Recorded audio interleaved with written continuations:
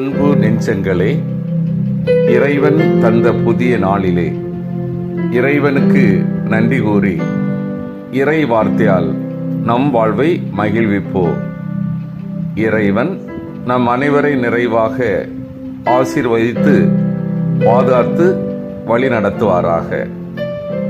இன்றைய நற்செய்தி வாசக சிந்தனை: தீய ஆவி பிடித்தவரை குணப்படுத்துதல். மார்க் நற்செய்தி நூல் பிரிவு 1, இறை சொற்றொடர்கள் 21 முதல் 28 முடிய. இதன் விளக்கம் அறிவோம்.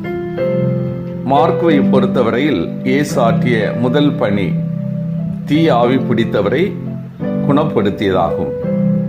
அதாவது இயேசுவின் இறையாட்சி என்பது அடிப்படையில் தீய சக்திகளின் ஆதிக்கத்தை அகற்றுதலே என்ற உண்மையை மீண்டும் வலியுறுத்தும் வண்ணம் இயேசுவின் முதல் பணி அமைந்துள்ளது. கடவுளுக்கு எதிரான சக்திகள் பல்வேறு வகையாக மக்கள் மீது ஆதிக்கம் செலுத்தி வந்தன. அதில் ஒரு வகைதான் இங்கு குறிப்பிடப்பட்டுள்ள ஒரு ஆதிக்கம்.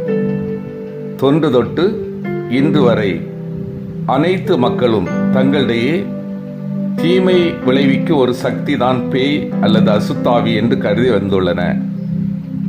மார்க்கு காலத்தில் வாழ்ந்த யூத மக்களை பொறுத்தவரையில் கடவுளுக்கு எதிரான ஓர் ஆதிக்க சக்தி தான் பேய் என்றும், மக்களை பாதிக்கும் நோய்கள் மட்டுமன்றி இயற்கையில் ஏற்படும் அனைத்து அழிவுகளுக்கும் இச்சக்தியே காரணம் என்றும் கருதினர். மார்க் கூறும் இந்த முதல் இறையாட்சி பணி நிகழ்ச்சியில் இயேசு தம் அதிகாரத்தை நிலைநாட்டும் பாணி சிறப்பாக தரப்பட்டுள்ளது. இயேசு அளித்த போதனை தான் இங்கு அதிகம் விமர்சிக்கப்படுகின்றது.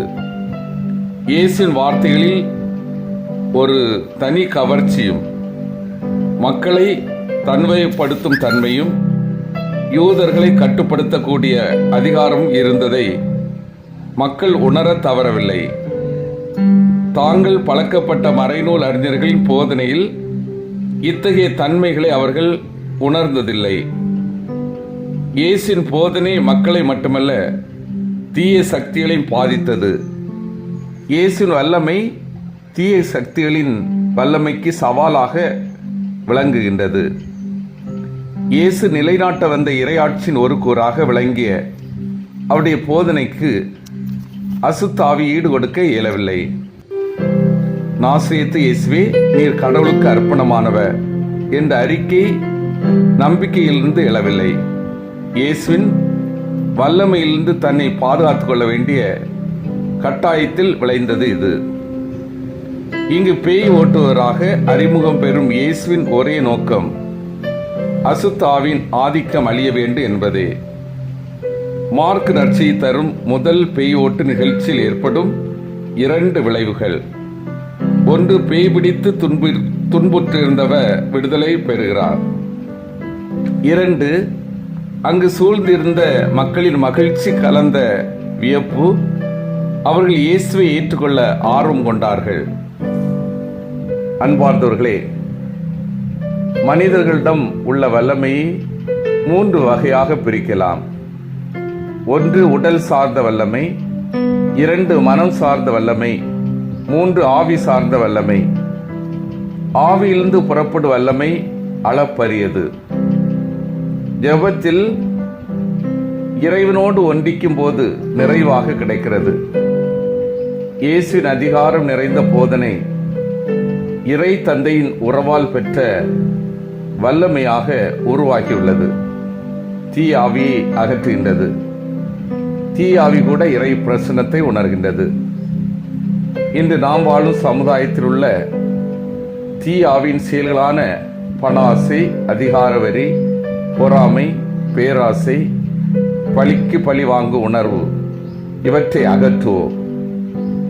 இறையாட்சி மதிப்பீடுகளான அன்பு, நீதி, உண்மை, சமத்துவம் போன்ற பண்புகளை நம்மில் வளரச் செய்வோம்.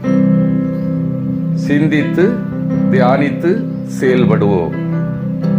நான் தூய ஆவியின் துணையோடு பணி செய்கின்றேனா? தீய ஆவியை வேரோடு மாற்ற நான் முன் வருகின்றேனா?